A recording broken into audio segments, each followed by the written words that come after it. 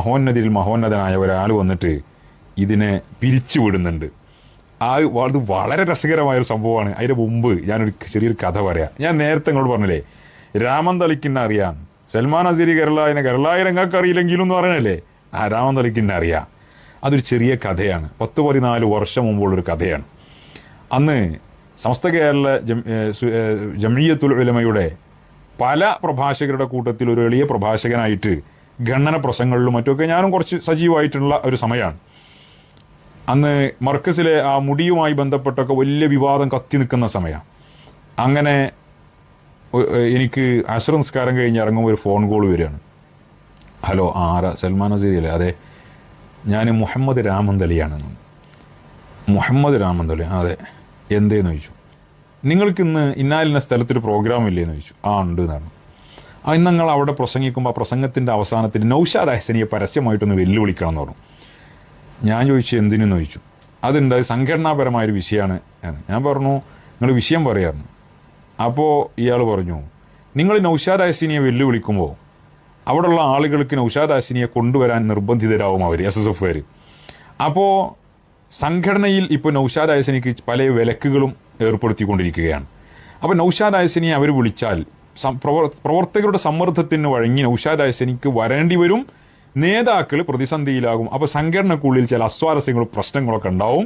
അതുണ്ടാക്കാൻ വേണ്ടിയിട്ടാണ്, അതിനു വേണ്ടിയിട്ടാണ്. എനിക്ക് വളരെ അത്ഭുതം തോന്നി. സ്വന്തം പ്രസ്ഥാനത്തിനെ നശിപ്പിക്കാൻ വേണ്ടി, അതിന് ഉള്ളിൽ അസ്വാരസ്യം ഉണ്ടാക്കാൻ വേണ്ടിയിട്ട് എതിർ പ്രസ്ഥാനത്തിലുള്ളൊരു പ്രഭാഷകനെ വിളിച്ചിട്ട് ഇയാൾ ഇങ്ങനെ പറയണ ആലോചിച്ചപ്പോൾ ഞാൻ ആകെ എന്തോ ആയിപ്പോയി. ഞാൻ ഫോൺ വെച്ച് ഇറ്റങ്ങളൊന്നും ഹൽക്കിൻ്റെ താഴത്തേക്ക് ഇറക്കാൻ പറ്റാത്ത ജാതിയാണെന്നുള്ളത് അന്നേ നമുക്കറിയാലോ. ഞാൻ നേരെ സത്താർ സാഹിബിനെ വിളിച്ചു. സത്താർ സാഹിബിനോട് ഞാൻ പറഞ്ഞു, സത്താർ സാഹിബ് ഇങ്ങനെ മുഹമ്മദ് രാമന്തളി വിളിച്ചിരുന്നു, അപ്പോൾ അതിലെന്തൊരു ചതി എന്തെങ്കിലും ഉണ്ടോ എന്നാണ് എനിക്ക് അറിയേണ്ടത് എന്ന് പറഞ്ഞു. സത്താർ സാഹിബ് ഒരു CID ആണല്ലോ.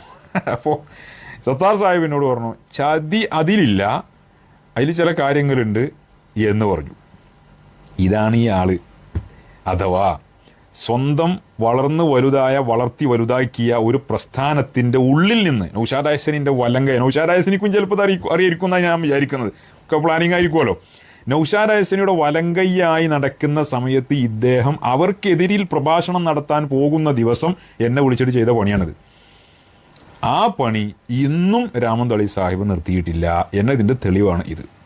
ഞാൻ ചോദിക്കട്ടെ, മുഹമ്മദ് രാമന്തളി സാഹിബേ, ഇവിടെ സ്ത്രീ പള്ളി പ്രവേശനവുമായി ബന്ധപ്പെട്ട് നമ്മുടെ പാരമ്പര്യ നിലപാടിന് എതിരിൽ നമ്മൾ ഒരിക്കലും പ്രതീക്ഷിക്കാത്തൊരു കേന്ദ്രത്തിൽ നിന്നൊരു പ്രസ്താവന, ഒരു സ്റ്റേറ്റ്മെൻറ്റ് വന്നപ്പോൾ ഒരു സുന്നി എന്ന നിലക്ക് അതിൽ പ്രതികരിക്കുകയല്ലേ ഞാൻ ചെയ്തത്? ആ ചെയ്തതാണോ തെറ്റ്?